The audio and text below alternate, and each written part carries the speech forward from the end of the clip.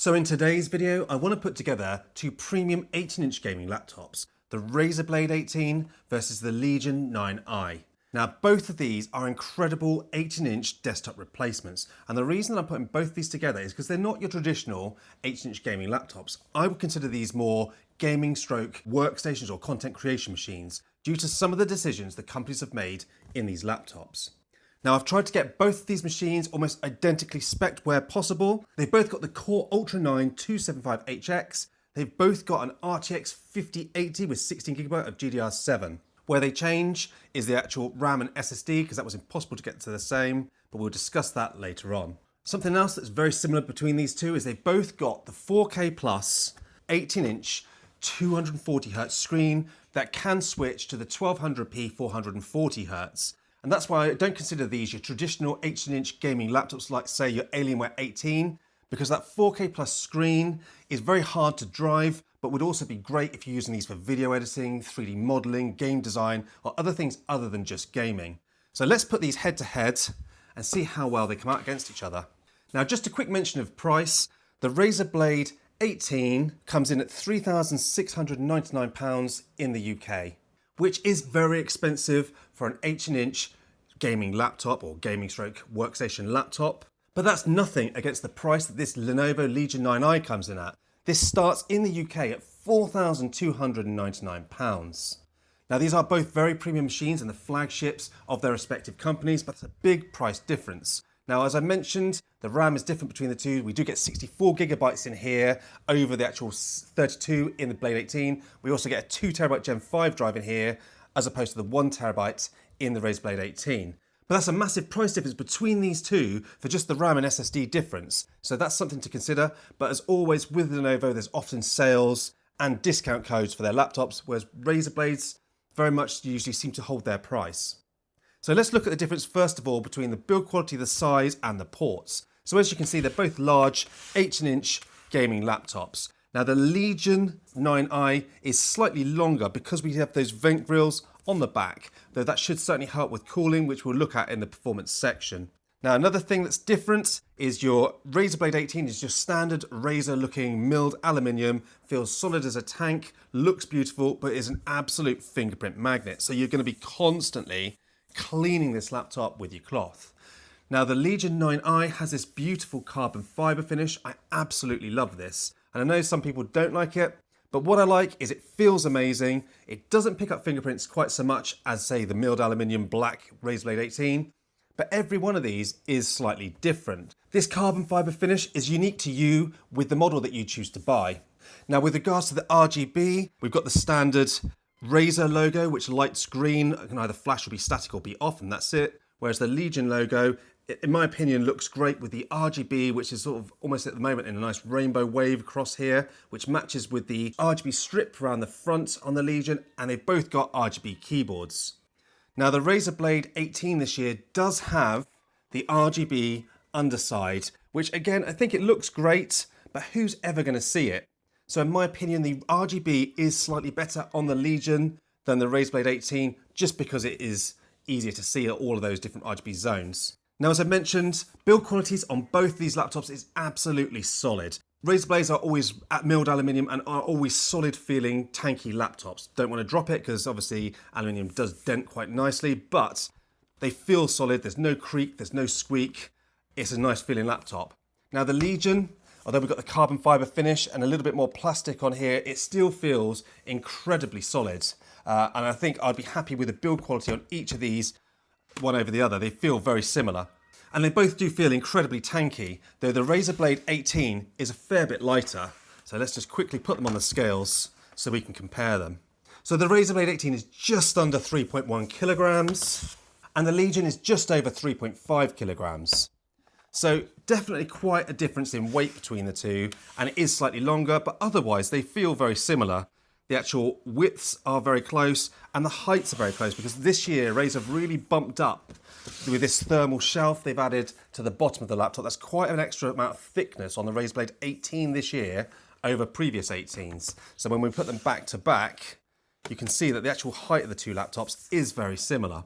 So when it comes to ports, again, both of these machines have a great array of ports, being 18-inch gaming laptops. Now the Legion does come out slightly ahead because they both have 3 USB 10 gigabit type A ports. They've both got HDMI 2.1 and RJ45 2.5 gigabit. They've both also got the full-size HD card slot.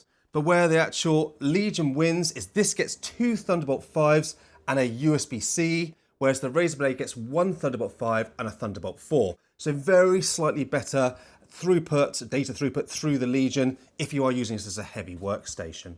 Right, let's open both these laptops and check them out. First of all, hinges feel absolutely solid with both of these machines. They both have Windows Hello for nice, quick and easy logins. Put them here so we can see the difference. I want to first talk about the palm rests and the trackpads. So first of all, looking top down, the palm rests, they've both got, well, this is obviously a milled aluminium. This feels like either a magnesium or aluminium palm rest. Really nice and solid. Both got incredibly large glass touchpads that feel and track amazingly, so exactly the same on both of these machines. As we come up to the keyboard, there's a definite plus here to the Legion 9i over the Razer Blade for the keyboard itself. Now they're both per key backlit keyboards that can be controlled in their relative software. I've got them both set to pretty much rainbow waves. Now the Razer Blade does have a little bit more sort of control over the lighting. So you've got more stage of brightness on the keyboard as opposed to just the few steps on, there's just 3 on the Legion. But with regards to the brightness, they're both pretty much as bright with the RGB as each other. But the actual lighting coming through the caps, they've got slightly more lighting coming through each letter. I don't know if you can see here, they're quite fine type fonts on the Blade 18, where it's a little bit thicker on the Legion 9i. With regards to the typing experience though, and it's leagues better on the actual Legion 9 than it is on the Blade 18. Now the Blade 18 has had an improvement on the keyboard this year. Firstly, we get deeper travel now, and when you press the function key, the secondary symbols are now lit, which is something I love because for years with Razer, especially in the UK, we didn't even have the secondary functions lit, which was a real downgrade for us when we bought a Razer. At least with the Blade 16 and 18 now, we get that dual functionality, which is really great. Now, they've both got number pads, but the layout is just so much better on the Legion. You can see here the number pad is crushed right up against the Enter key on the Blade 18, whereas we've got a little bit more separation, and especially with the cursor keys, which are actually dedicated and drop down below the Shift key here, making it very easy to find your cursors, whereas you've got a tiny up and down cursor on the Blade 18, and they're crushed right under the Shift. The typing experience is also much, much nicer. The Blade 18, even with that extra travel, feels quite dead to type on. Whereas with this one, the keycaps feel nicer with the sort of nice curved edges to the keycaps, the sort of dish-shaped, and the pressure and the travel feels much, much better on that Legion 9i. So for me personally, although I don't mind typing on either, I much prefer the Legion 9i. Now the power button on the Blade 18 is just pushed into the top of the keyboard above the number pad, and the Legion 9i will get the usual power button just above the keyboard, which I love as well because it denotes which power profile you're in. So blue is your quiet, balanced is your white, and then red is your performance. It's very easy, just looking down at your keyboard or looking down at your power button, what profile you're in. Love that about the Legion. I wish Razer did that. So you do have a profile button so you can switch the profiles, and it does pop up on screen and tell you, but you can't just easily see without having signups open on the fly what profile you're in. So that's again an advantage to the actual Legion. Now, on either side of the keyboard, we have a speaker grill. They've both got decent speaker systems and they sound like this. Speaker test of the Legion 9i versus the Razer Blade 18, starting at 50% volume with the Legion 9i first.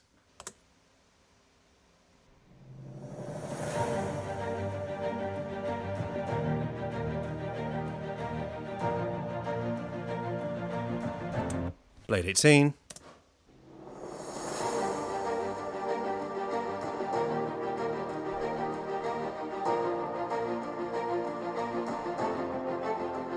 Now 80%.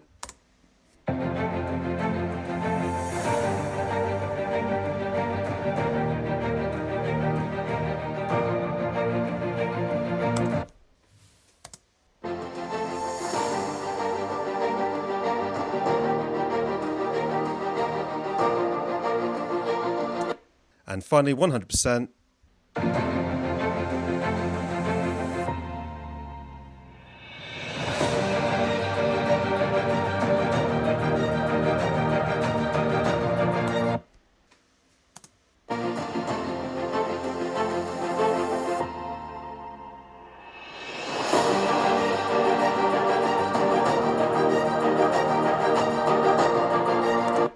Now, both very similar levels of volume, but the Legion 9i has much fuller sound. The Blade 18 actually sounds a little bit tinny, a bit disappointing. So the speakers definitely a win for the Legion 9i. And then as we move up to the screen, these are both, as I mentioned, the 240Hz, 18-inch, 4K plus display. They're both bright IPS displays at just over 500 nits. And for IPS, these both look absolutely incredible. Now, I know people are going to moan because it's not an OLED or a mini LED, but they still haven't got 18-inch OLED panels for laptops yet. But the 18-inch mini LED have a few problems of their own, such as a bit of the bloom and some slow grey to grey transitions. But overall, as IPS panels go, these are great. But the biggest difference between the two is the actual Blade 18 is a matte IPS and the Legion 9i has a glossy IPS. Now, when you're looking in a dark room, that glossiness does make the colours pop a bit more and the blacks look a little bit blacker. It is fantastic. Whereas obviously the matte does sort of mute the colours a little bit, as matte displays always do. But the second you're in a brighter environment, you're going to get glare with that Legion 9i. Now, me personally, I'm in a bright studio, my house is very bright.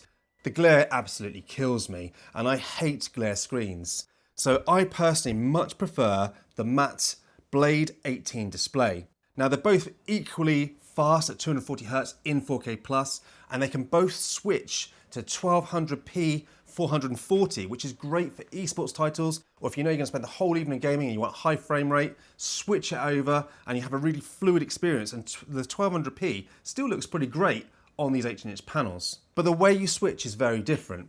On the actual Blade 18, you go into Synapse, you click you want to go into the 440Hz mode, it reboots, 1920 by 1200, 440Hz, you're away. With the Legion 9i, it is not done so effectively.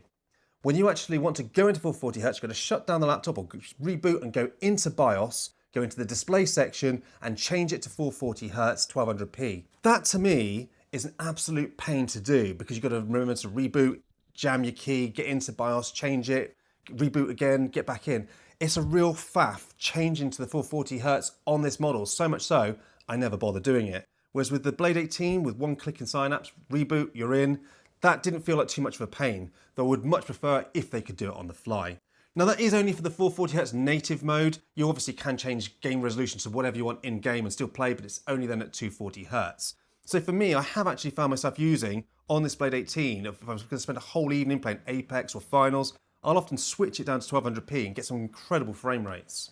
Now, as I mentioned, this 4K Plus is a really high resolution, and so it is difficult driving some of these games at this resolution, especially if you're not using DLSS or frame generation. I hate frame generation. So if you are looking for a dedicated gaming laptop, you may be better off with something like the Alienware 18, which uses an IPS screen still, but the 2560 by 1600, which in my opinion is a better gaming panel than these because you can pretty much drive all games at 1600p.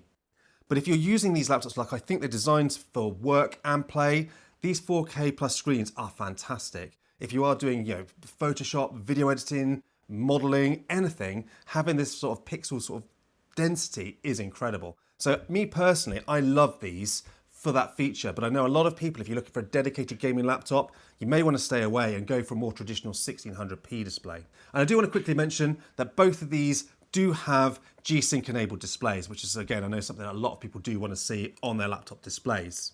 So with the display information out of the way, let's move up to the actual webcams and see what they look like.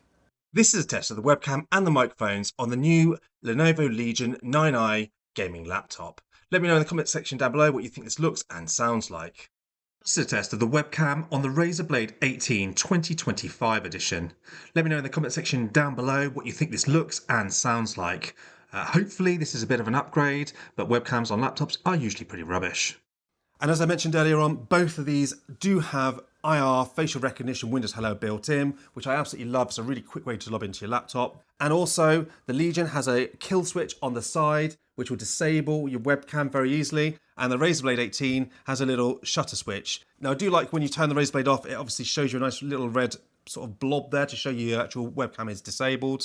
Because obviously once you disable your webcam, you'll also disable your Windows Hello facial recognition. The kill switch on the actual Legion doesn't show you that it's actually off. So you have to just know you've actually pressed your button and switch it back on again when you want to use it. Right, so now we've looked around both of these laptops. Let's crack them open, get inside and look at the internals. So let's start by opening both these laptops. And I have to be honest, opening the Razer Blade 18 was a lot easier than opening the Legion. Once I removed the screws from the Legion, I needed a strong suction cup to help remove the base plate due to the very strong clips they've used. Now I even slightly bent my base plate as it was very difficult to remove. Though once inside, and this is going to be an easy win for the Legion 9i. Battery-wise, both offer a 99 watt-hour large battery. But the Razer Blade 18 offers two M.2 slots and includes a 1TB Gen 4 drive installed. The Legion, on the other hand, has four M.2 slots and a Gen 5 drive installed. Now moving over to the RAM, and the Razer Blade has two 5600 megatransfer DDR5 RAM slots with 30GB installed as standard, whereas the Legion has four DDR5 RAM slots, and if two slots were populated, you'll only get 5200 megatransfers, and if you populate all four, then that drops to 4000 megatransfers. Now personally, I would have preferred Lenovo to have just given us two faster slots here, because how many people will ever need more than 120GB of RAM? But with these laptops, they seem to have aimed them at creators, game designers and modelers as well as gamers, so I see what Lenovo were trying to do here. Now moving to the cooling solutions, and the Blade has a fan in the battery to help keep that cool, as well as a large vapor chamber and two fan cooling system. The Legion, on the other hand, has a 4-fan cooling system with a large vapor chamber. So let's put these laptops back together and see just how well they actually perform.